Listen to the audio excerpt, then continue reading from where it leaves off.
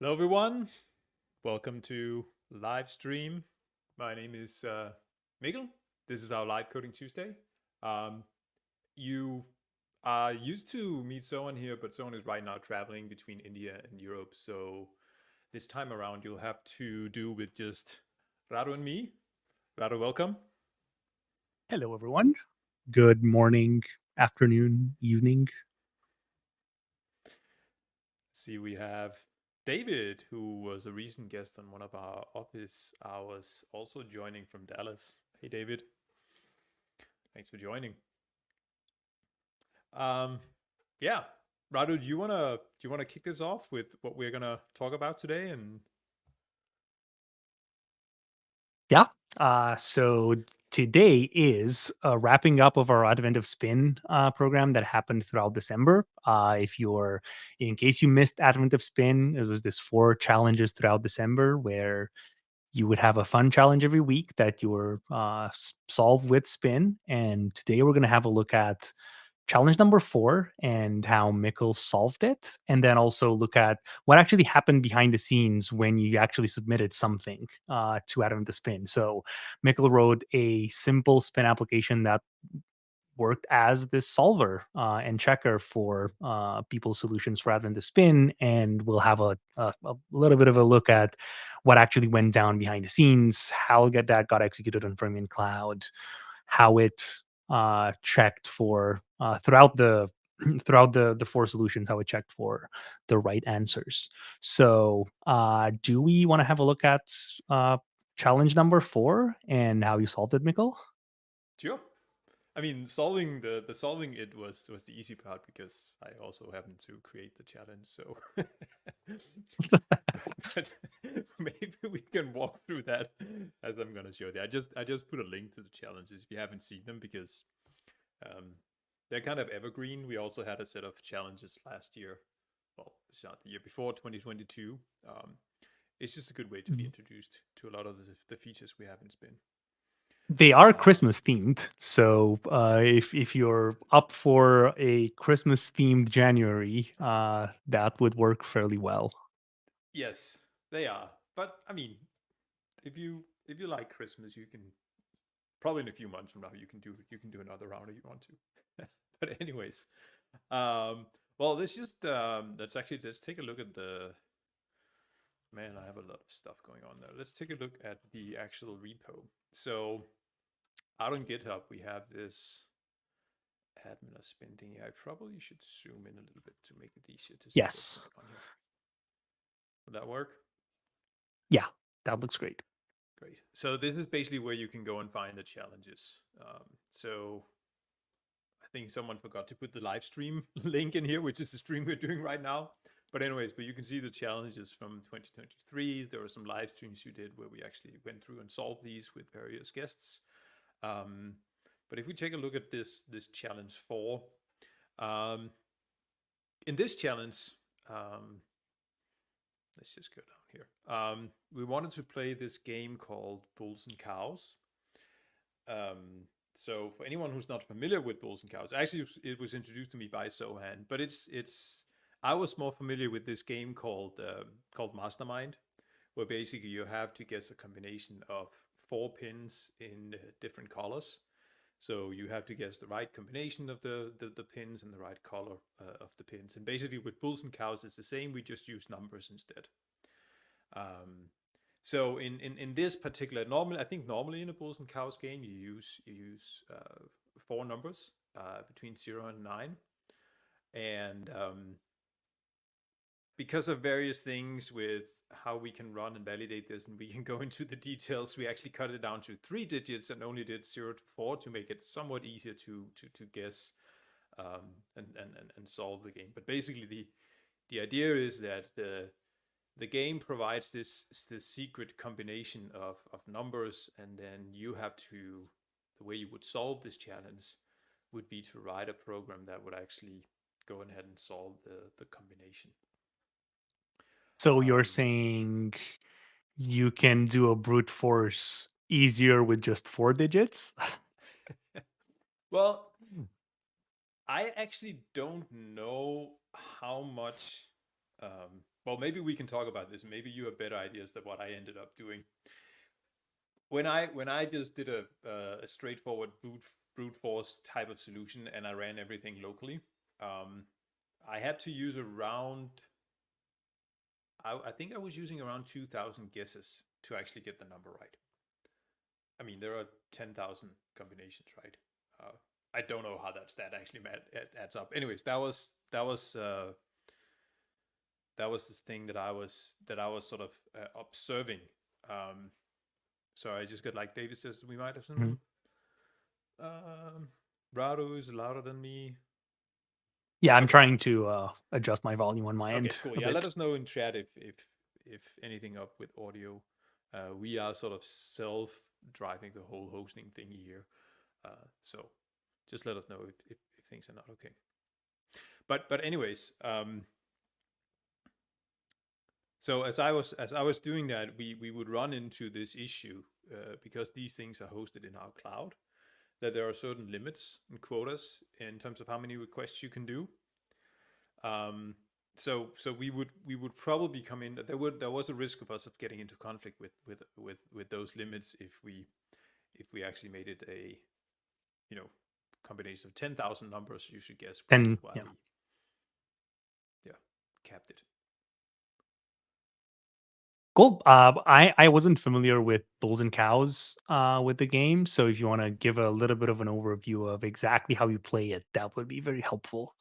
Yeah, sure, I can do that.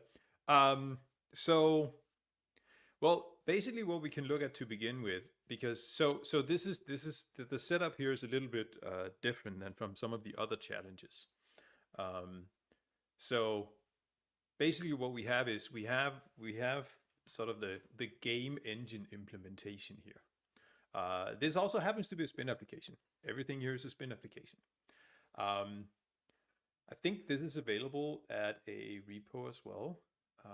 If not in here, I will. Well, there's a link right here to the actual source code on GitHub, so you can find that and you can play around with it as well. So the idea is when you solve the challenge, you build a Spin application that actually has to act as a client playing this game against the Bulls and Cow engine, game engine.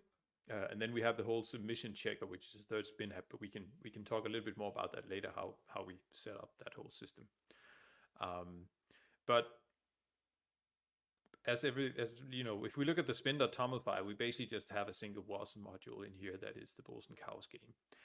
I think I did add a file server with the ambition and intention to actually have a UI, so you could play it. So you could play through the UI. I never got around to do that. I think it's basically just a fake UI with a button that does nothing. So, I mean, contributions to the repo are appreciated if anyone wants to try and build the UI client for this. However, we can actually just try to run it through, using curl to do guesses, and we can see if we can figure it out. But let's take a look at the game itself. I've been using TypeScript for this one. And within TypeScript, we have our Fermion Spin SDK. And basically creating a few interfaces here. So I sort of have like that internal game. So the thing is that each and every, the way that the game engine is built is that each and every request that you could make towards the Spin application, because the Spin app is inherently stateless, as everything is unloaded as soon as a request is handled, we need to keep some game state in the engine, which is where we're using the key value store. So you can see we're importing KV namespace as well from the SDK. So I have this internal game structure that sort of, has an idea of the game, actually has the solution, the number of guesses, so that we sort of increment that, and just a property sort of saying whether the game has been solved or not. And then So basically, on every request, you load the state from key value store and try to see whether you have to continue in trying to solve it or not. yeah, basically. And so the other interface here is the response that we send back to the client, and the response, it includes a game ID, so we know, so the client can pass back on the next guess, this is the actual game that I'm playing, so we can know, that they are continuously continuing on the same solution. The number of guesses they've had so far, whether it was solved or not, and then the numbers of cows and bulls that were resolved based on that guess. So the way that cows and bulls work is that basically you have, let's say that the solution would be something like, this is the number you have to guess, and let's say you tried this combination of numbers. So the solution was 1, 2, 3, and you tried 1, 3, 1, 3, 0. Because 1 is the right number in the right position, that would be a bull.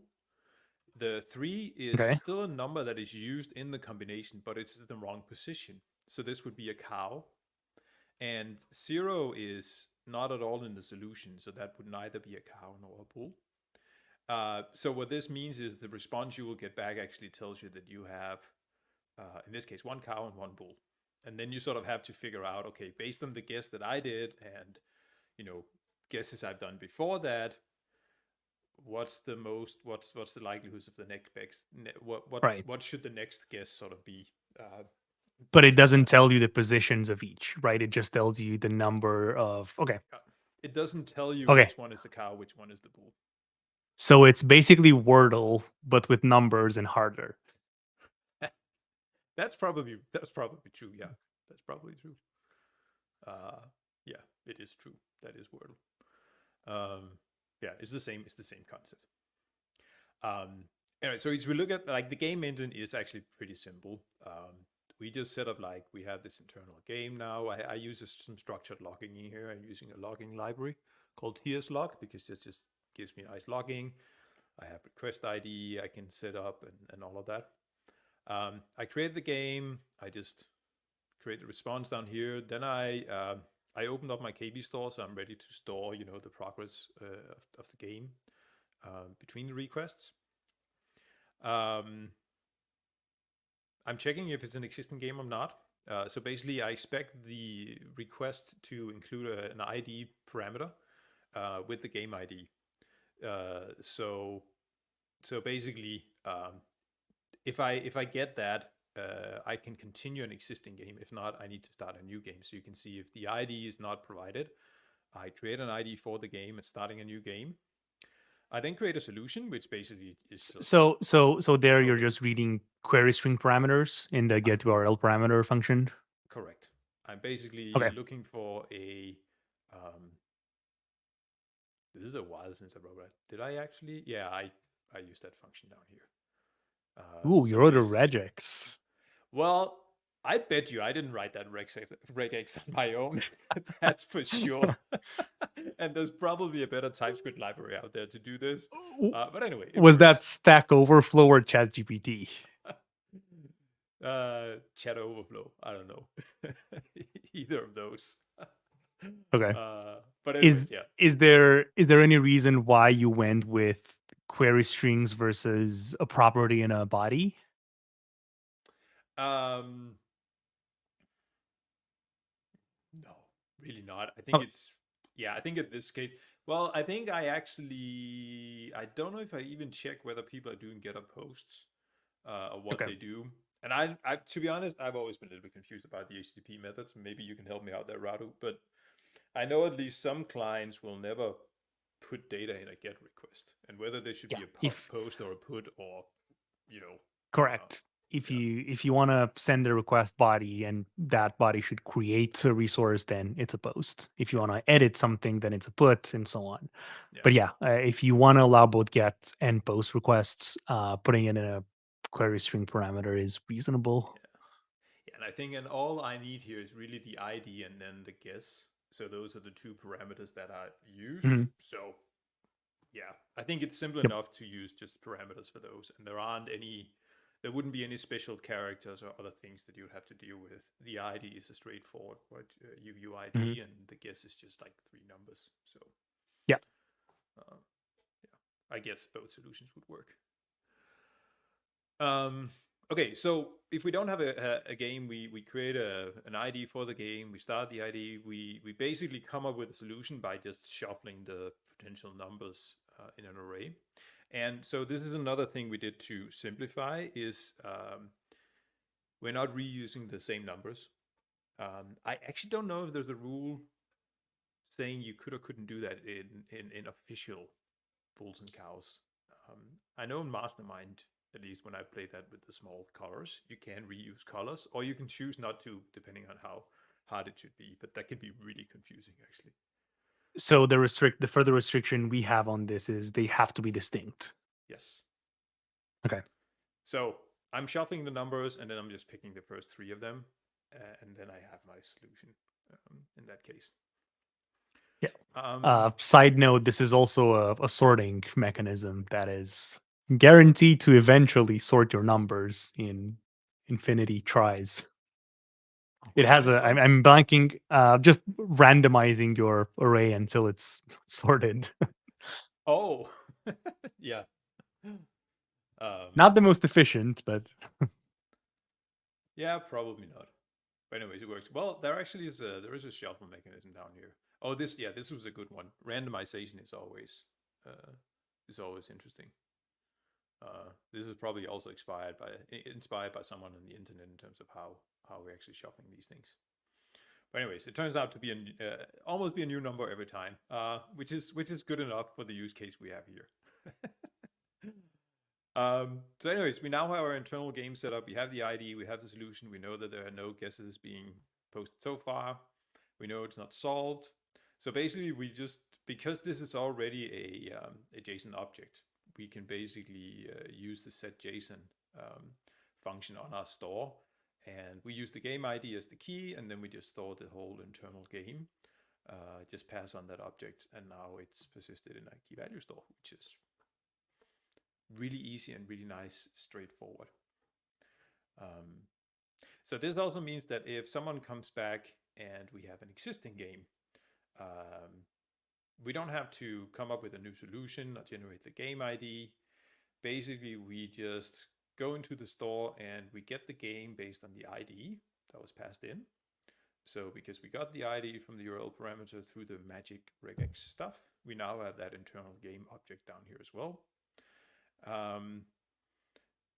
There might be some errors going on in here if we didn't catch the game ID, or other that we're just basically continuing the game. So this whole logic was basically just trying to figure out whether we needed to set up a new game or do an existing game. So what's interesting here is that this is kind of the same problem that I always run into if I have to do a page counter or something like that. Like how do you evaluate the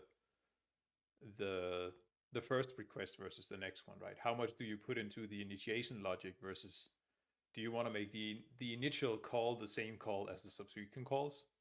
You know what I'm trying to get at? Like, because in my first call, I don't know the game ID.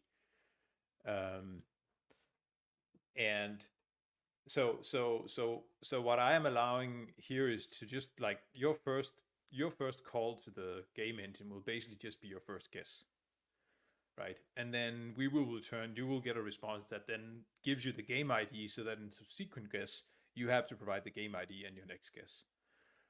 So that means that's sort of how I chose to do this, which means that you don't have to call it to set up a game and then do your first guess. I mean, yeah, that's the way at least that this is. I think the alternative could have been a separate endpoint that just created a new game and returned the ID for it that you could use in subsequent calls. Yeah. Yeah, and I could see if you wanted to do something where you wanted to, register someone saying like, hey, who's playing this game? Well, this is me, and authentication, and you would have like other Yeah. flows that you wanted and other data you wanted to capture. I think that could have made sense because you probably wanted to capture some other data or other data structures along that. In I think this case, sorry. yeah, the other reason why you might want to split that into separate components is if you have a restriction or a requirement to use a different language Mm, for the other workflow versus the others. You could do that based on programming language as a criteria there. yep. Okay, so now we're actually evaluating the guess. So I assume there's another, or I expect there to be another parameter called guess. And if it's not undefined, we can actually go and we pull the numbers apart. So basically, I just ask like, if this is just a number, right? At this point, so it could be 1, 2, 3, but I'm pulling the individual numbers out into an array. Check whether there are duplicates in there, and then you can only use each number once. Checking whether I have it in the wrong. I assume that if I have an error, there's something wrong with the format, and I just provide some information back, or whether there's no guess provided or not. Where am I checking things actually? I'm just getting the actual guess right here. Okay, I'm incrementing the number of guesses that has been received so far. Oh, and then I'm basically just evaluating the array and checking each and every position and say if this value at this index in the array matches the same place in the internal game solution, then we have a bool. If it matches, if the solution includes that number anywhere, then you have a cow. If neither of those, it's nothing, right? And that's basically how I'm going Mhm. to check the guess. And if we get to 3 bools, you've solved the game. And we store the state, save the game state, and then basically return that response back. Taking stuff from the internal game thing I had over to the response object, and then just sending that back to the client. We should try it out, shouldn't we? Yeah, I assume it works given you've tried it and submitted it, but I'm We do assume this works. So let's spin up the game over here, and then we could. Let me see. That's not what I wanted. Oh, whoops. Let's get rid of that one. Let's get another one down here. Okay, so in this terminal here, I now have my game running, and we could go and. So this is behind. This is on the API endpoint, and then basically we want to set our first guess. What do we want to try? 2, 3. excellent choice. Oh, what's going on? Oh, I probably need to get this into. Okay, there you go. Oh, we can't actually. You can't. We can't look at this one because it has the solution. that's the problem of being both the game engine and the client. Anyways, I already saw it. You probably saw it as well. But anyways, so you can see that we got a single cow, 0 bulls. We get that game ID. This was our first guess. We didn't solve it. So basically, we can go on and say, well, maybe this is 3, and then this has to be 4, and this has to be 0. I think we're getting close already. Oh, what happened with the game ID? Oh, I didn't provide the game ID. That's why it created a new ID. So I already messed this up as being the client here. Okay, so if I provide the ID now, you can see it's the same guess, and we now have guessed twice, and we can go on and so forth. What do we want to try here? Now, I'm not looking at the solution up here right now. I'm trying to not to see what the solution is. Did you see the solution? No, I did not. Well, I'm seeing it now because you're still showing it in the terminal. How about entirely randomly you try 410? Oh, that was so close. I got 2 cows now. 410? You think that's the right Yes. one? Hey, we solved the game. 4 guesses. That was excellent, excellent work. So now the big question is, how would you actually solve this, like programmatically, in an efficient way? Before I'm going to show you what I did, Rado, I would love to sort of hear, like, how do you, if you have to work this through your mind, how would you do that? Well, I think the simple answer is for 5 digits. The way you did it is probably the simplest, given how quick computers are today and how quickly you could iterate Mm. through thousands of guesses. I think if you're talking about 10 or more options, then that's when you would start thinking about solving it programmatically. And I think there's a dynamic programming approach that you would have to take, which wrong stream Yes. or So here's, I'm going to show you my solution actually. Mhm, So what I was doing, I was actually playing the game and then was sort of trying to take note of what am I doing. So I wouldn't understand dynamic programming in that way, to be honest, to know how to mhm, do that. So I was basically just trying to see what am I, like, how do I think about this when I play the game? You know, what conclusions do I make? What do I evaluate before I do my next thing? Um, so I sort of tried to do some of the same stuff in here. Basically, what I did is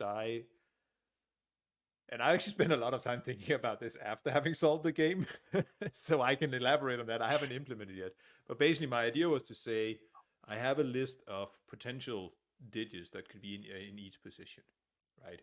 So basically, to begin with, it could be 0 to 4 in all the positions, and then as I go along, I'm gonna evaluate if I can put something on a negative list for position. Um, so that I know for my next guess, I'll just have to always pull from the potential numbers that could be in that. So basically try to rule out a number in a given position. I think what I realized is that to make that even better, you probably want to have a way where you would implement something like a probability for a given number in a given position, so that it all mhm. starts out with being like, let's say 20% in this case, but then you can raise it or lower it based on, you have a bull or a cow coming back or whatever. Anyways, that's what I Yeah, did here, and what actually worked fairly well is, and I actually have something that I didn't solve in this as well. By the way, I used Rust to implement the solution because why not? But basically, what I'm doing as I'm sending my request. So in this case, I am also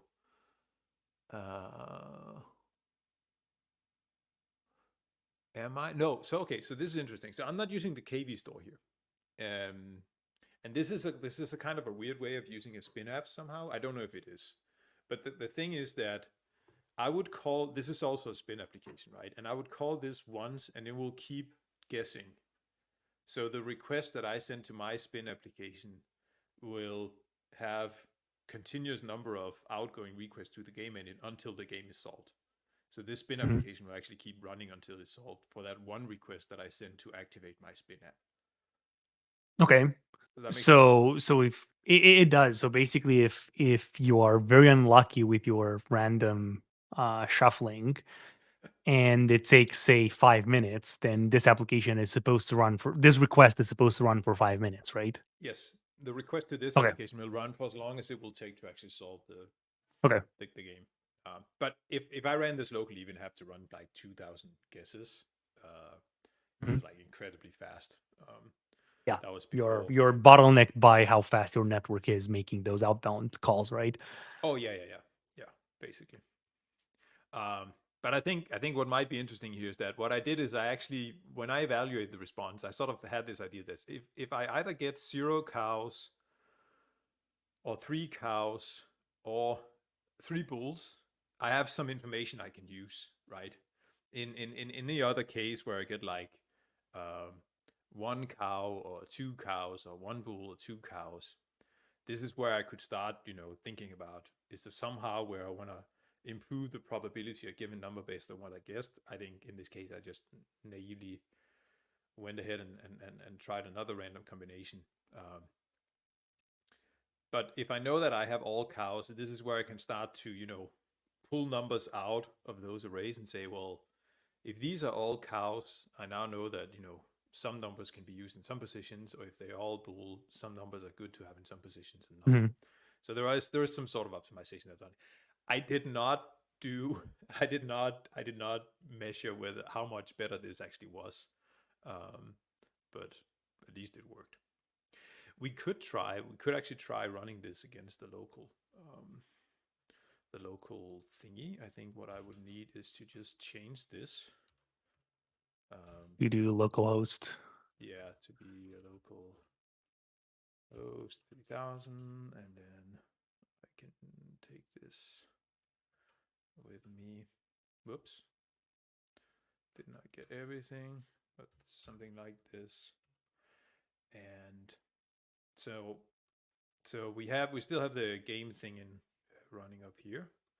Then I have another terminal, and I could go and look at this. Could you zoom in a little bit in your terminal? Yes, I definitely can. Thanks. This to resize, and we'll probably have to. So spin up. I'm gonna. Oh, no, spin up.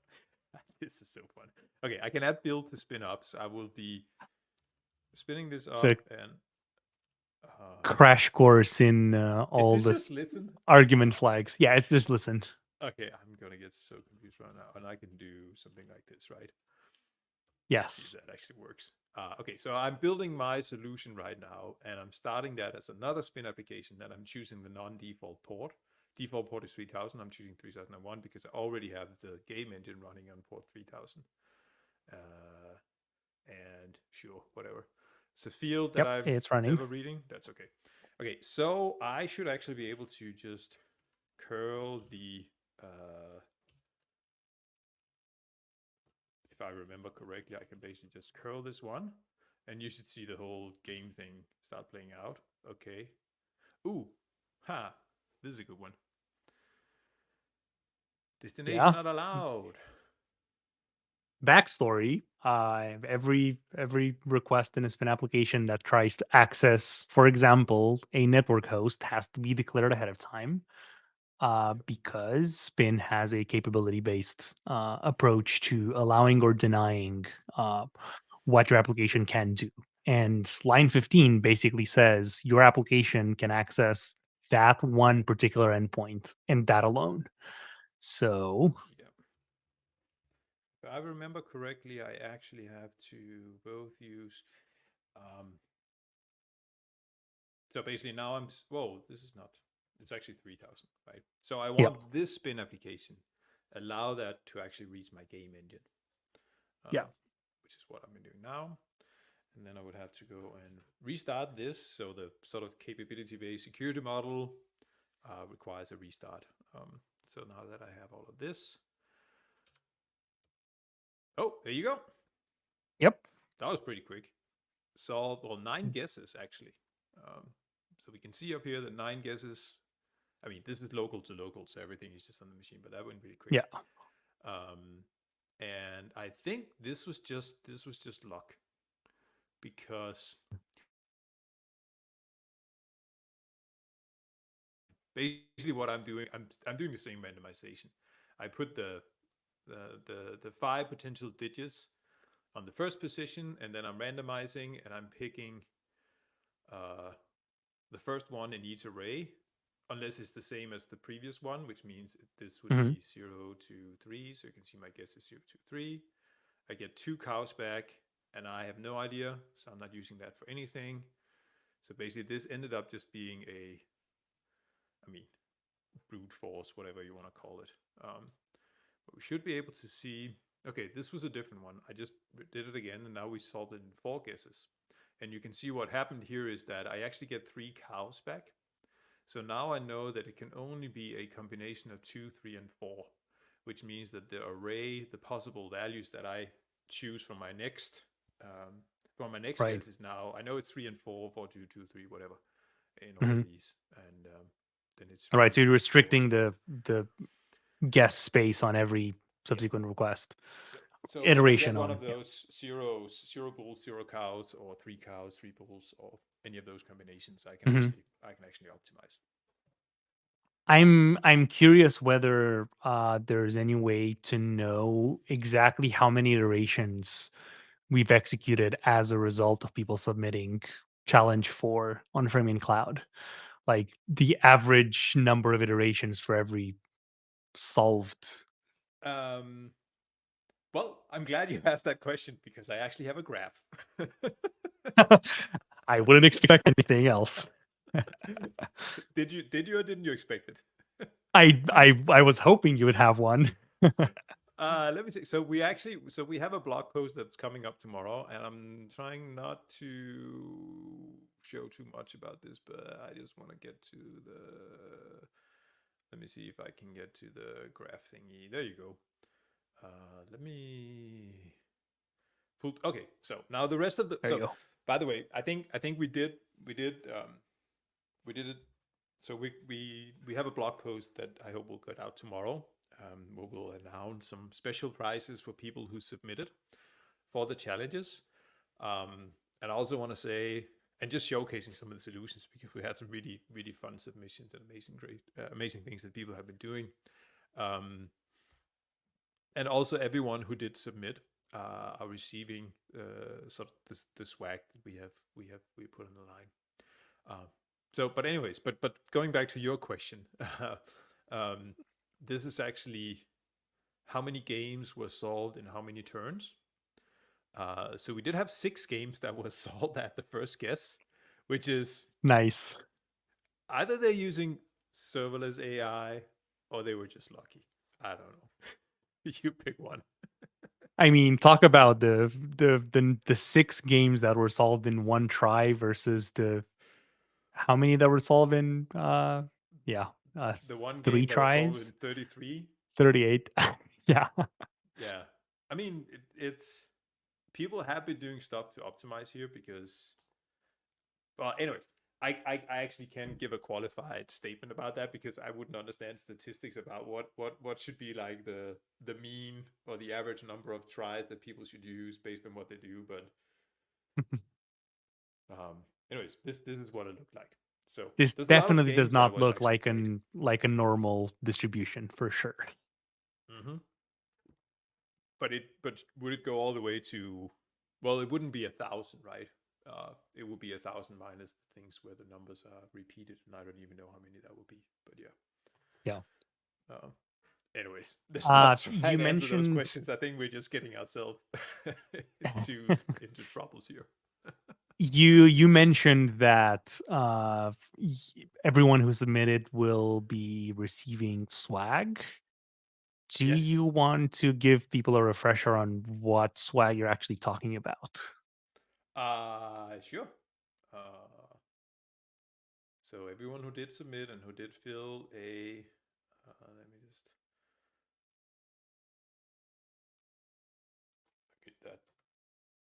I'm just gonna get this out in a second. I just want to make sure I don't unintentionally show. Okay, so this is the swag that we promised. So for challenge number 1, you'll get a spin and dote tote.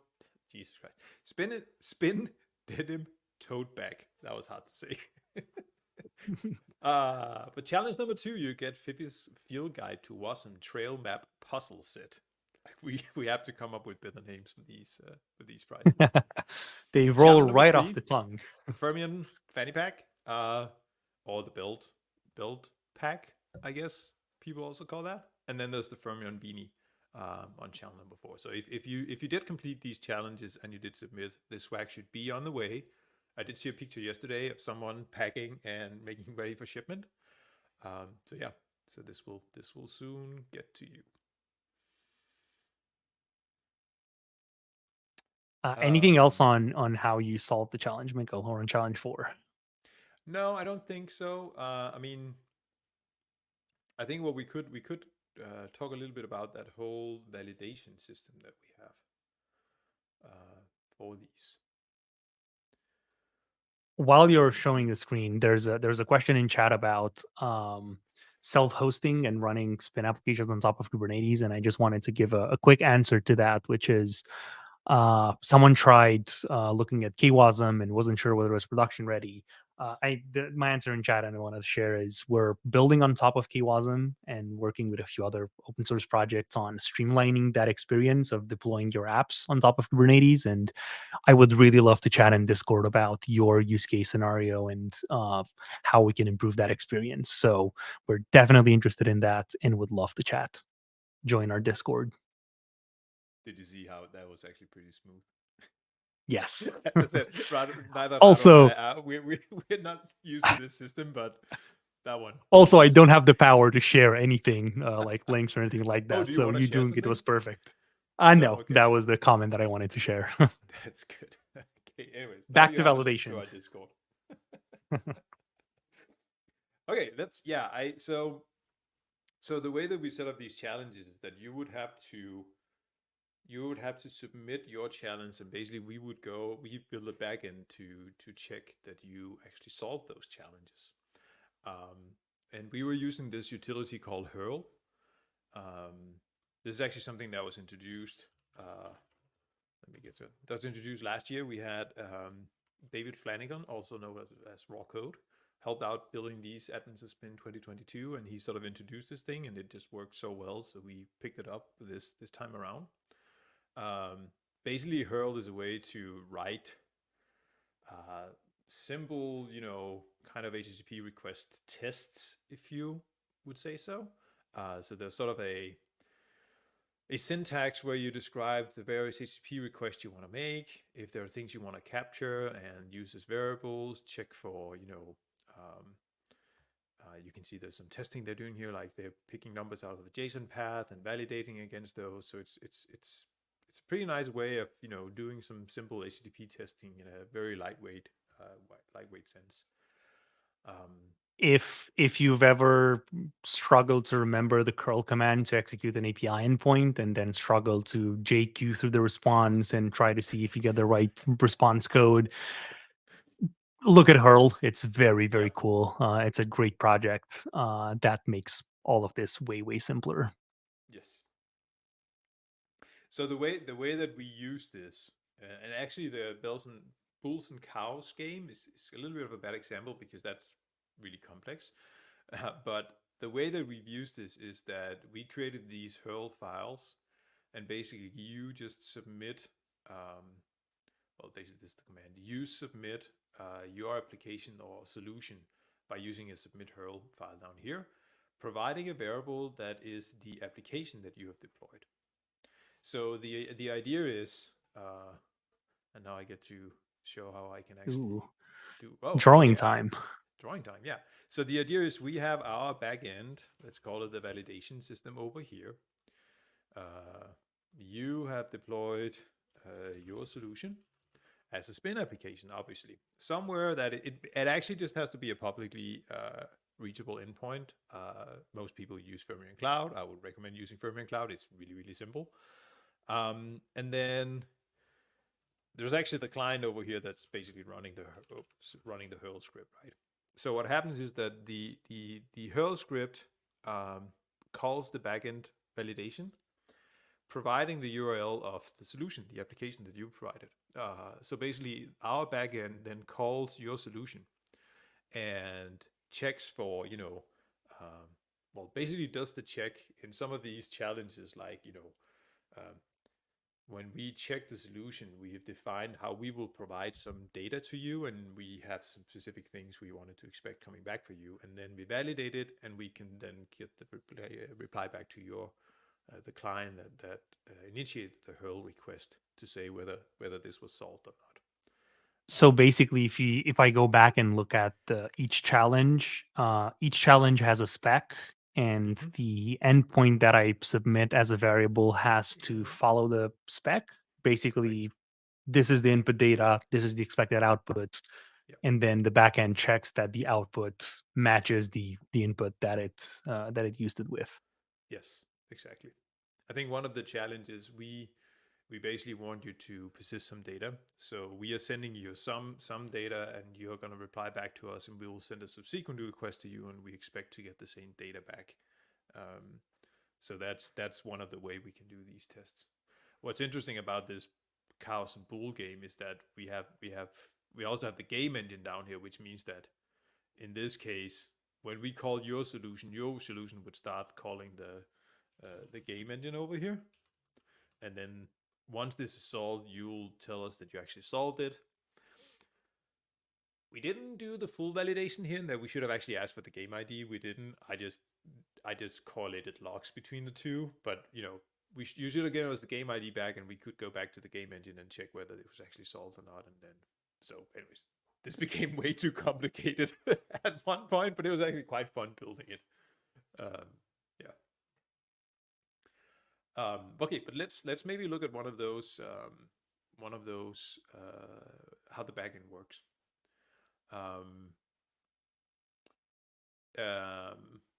So the way that we implemented this is that each of the challenges, the backend for each of the challenges is its own component over here.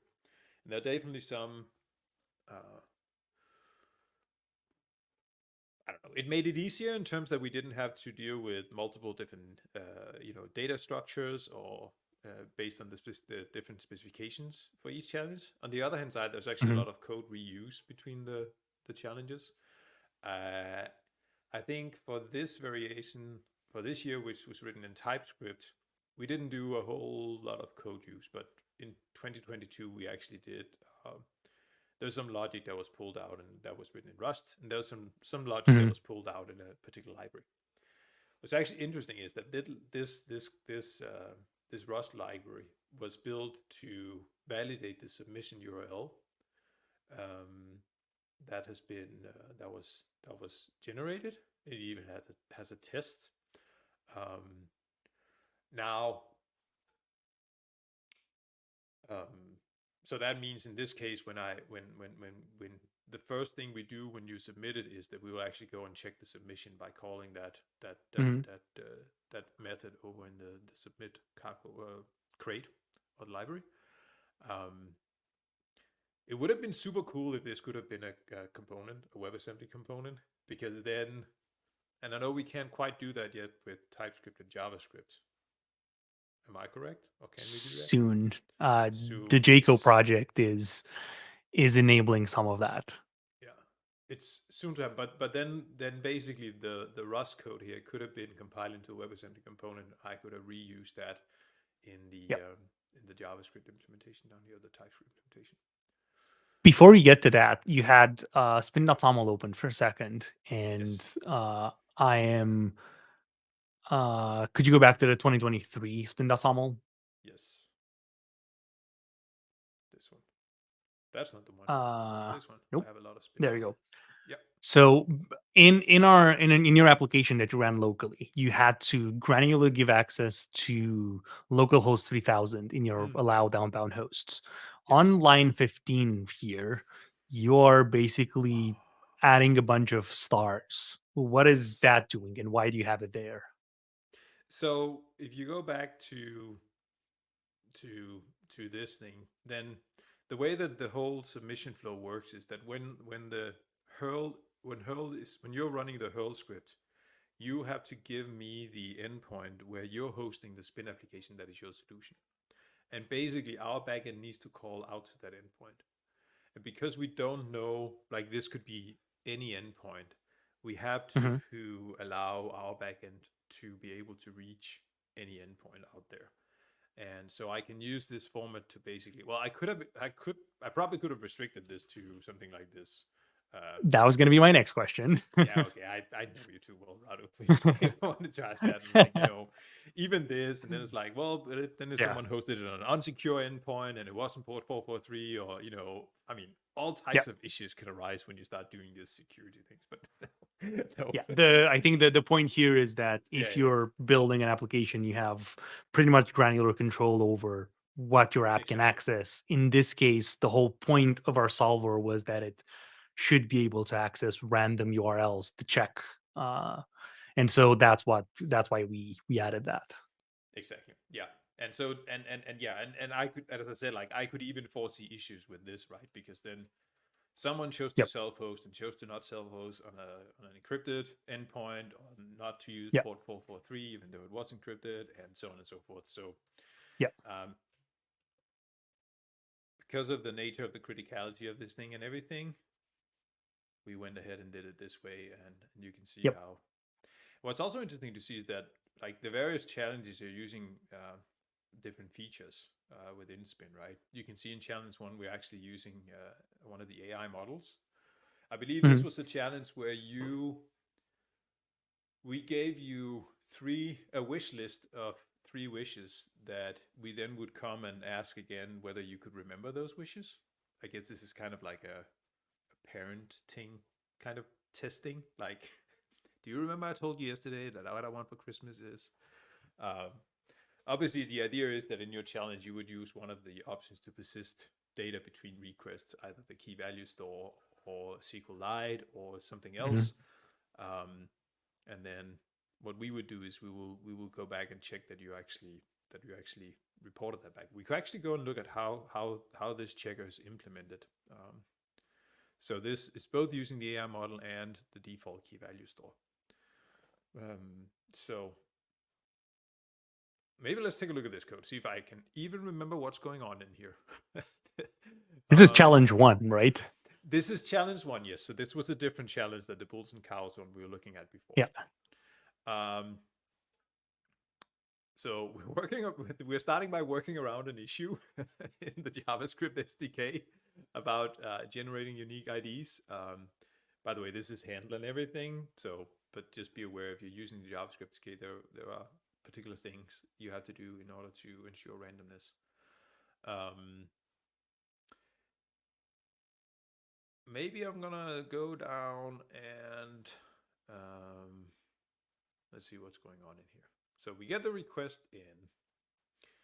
Okay, we are creating a prompt to the AI engine. So we are basically asking our AI engine to come up with 3 things that Matt is Butchers, the CEO of Fermion, wishes as a Christmas present. It's for someone who likes to code, he likes animals, he likes books, should have been books, and philosophers, and a lot of other things. So this is what we gave Llama 2 chat to work with in terms of coming up with these presents. So again, this is using the SDK and calling infer on the Llama chat model, providing the prompt. We get the inference result back. Now we go into the key value store, and what we're going to do is we could probably have structured an order. I could probably have structured and ordered this code a little bit better. It obviously didn't go through any kind of code review. So there's a sequence in the code that's probably not like really logically.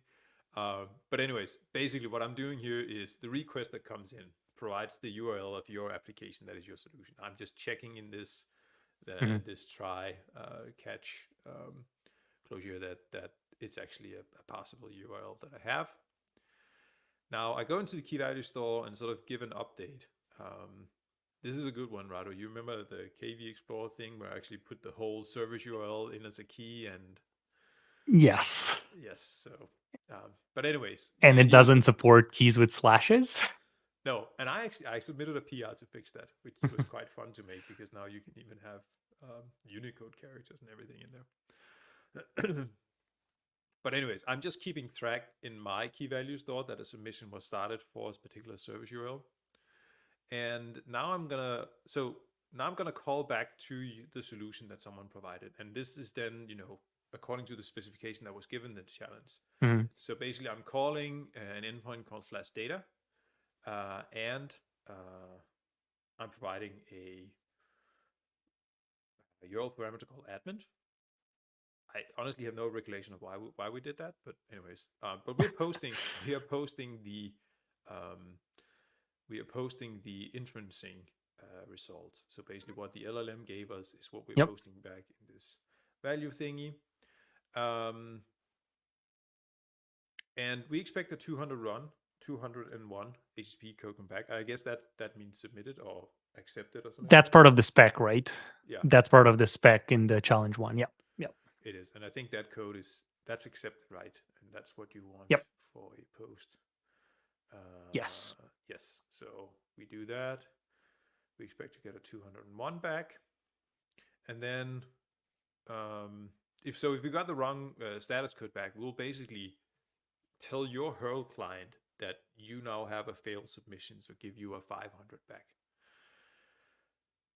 Also, if something else went wrong, we'll just give you 500 and failed to post data.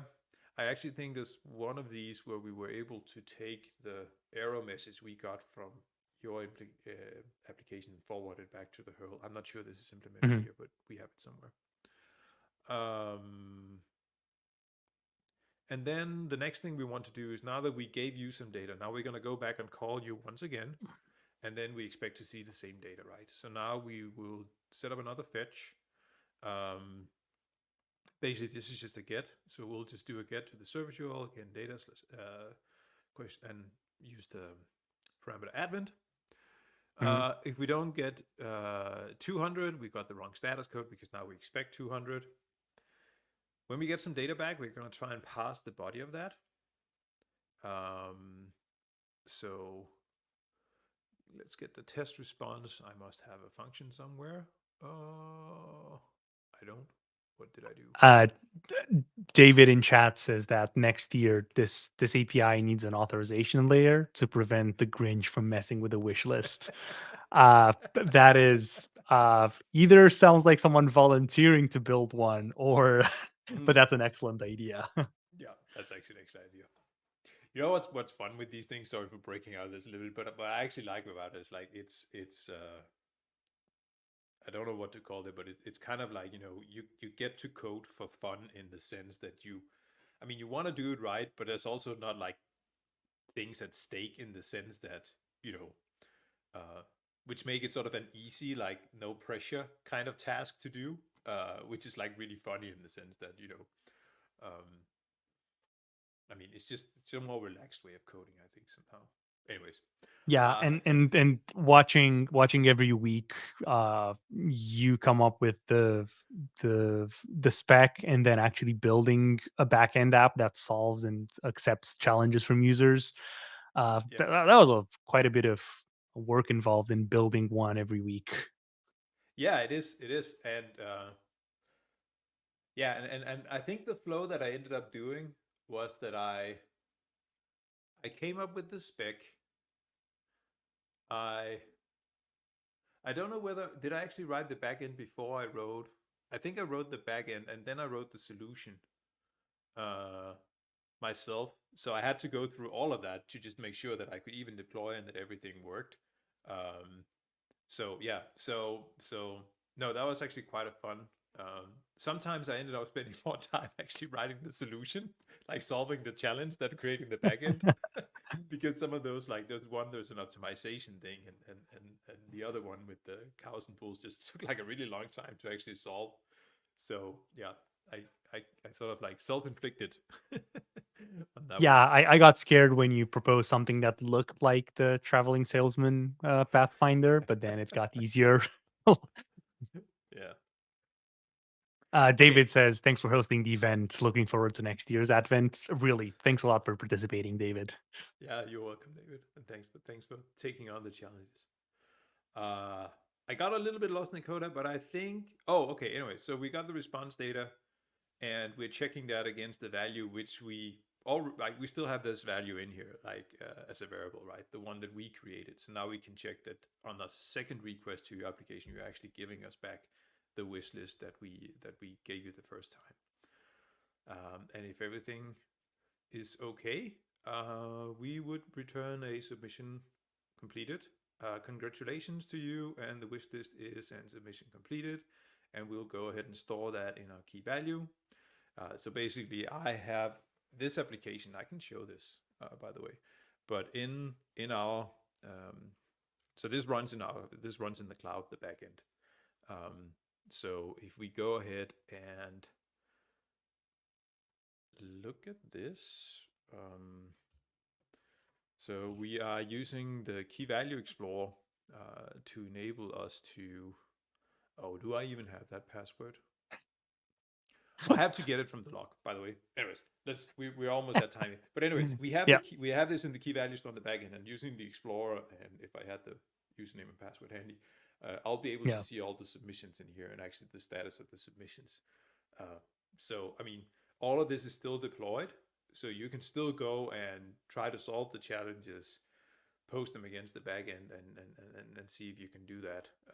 But we'll just keep it running out there, and if anything goes The wrong. beauty of deploying a WebAssembly app that, while not in use, costs very little to actually keep around, and so Exactly. Yeah. Yeah. So all the challenges, even the backend from 2022, I got up and running again. So if you go to that, uh, to this, GitHub again, that actually has both the challenges from 2022 and 2023. So you could use those as sort of an introduction to Spin if you want to. The backends are up and running, and feel free to go and submit and try this thing out. well, so in the last 59 minutes, we've basically looked at challenge 4 from Advent of Spin 2023, and then we looked at how you solved the challenge, and then how the game engine actually worked, and how it received multiple guesses from clients, and then returned a result. And then we looked a little bit at the back end for challenge number 1. Really, thanks for putting this together, Mikkel. This has been a lot of fun, watching the conversation throughout December, and watching people submit, and figuring out how all of this fits together and how Spin runs. And thanks for looking into this, and thanks everyone who participated. Hopefully, the swag is on its way to everyone who submitted. I am now very jealous that I did not submit challenge 4, but I really would like a beanie. So I'm now very sad that I didn't submit challenge number 4. Yes. Maybe if you go and meet us at a random conference throughout the spring, there might be a beanie around. Who knows? Ooh. Speaking of, you will definitely hear from us. I think we have a Spin community meeting next Monday, where we'll talk about next version of Spin, Spin 2.2. We'll see a bunch of demos around Python and the new Python support in Spin. I think Joel's going to show a networking demo with real Python code. Oh Um, wow. and then yeah, we'll speaking of conferences, we will definitely be at Wasm.io and KubeCon. Is that did I Yep. miss Wasm.io in any of them? Barcelona and KubeCon in Paris are the next one up. Both on March. Yeah. Yeah. Definitely. If you have any interest in WebAssembly and the stuff we talk about here, Wasm.io in Barcelona is like super great place to come.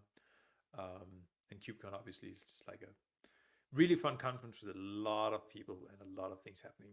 Um, Yep. I think with the last 3 KubeCons we've been at, I mean, we talk a lot about WebAssembly, but I think there's been more and more talk about WebAssembly at KubeCon over the years. Not only So we talk about WebAssembly, but there are more and more people who are not us who yes, talk about WebAssembly, which is great. exactly. Cool. This was fun, Rado. Even though, I mean, I Yeah, think we made it through without Sohan's help on like the streaming and barely. I mean, barely. well, he's on his way back home from India to wherever he lives in Europe, and I think he will be back for our live stream next Tuesday. I do not recall what's on the program, but check out in our Discord channel. It has the event listed, and you can see what will come up next Tuesday. Same place, Yeah. same time. And then remember our Spin community meeting next Monday. Cool. Thanks. See you Thanks, around. everyone.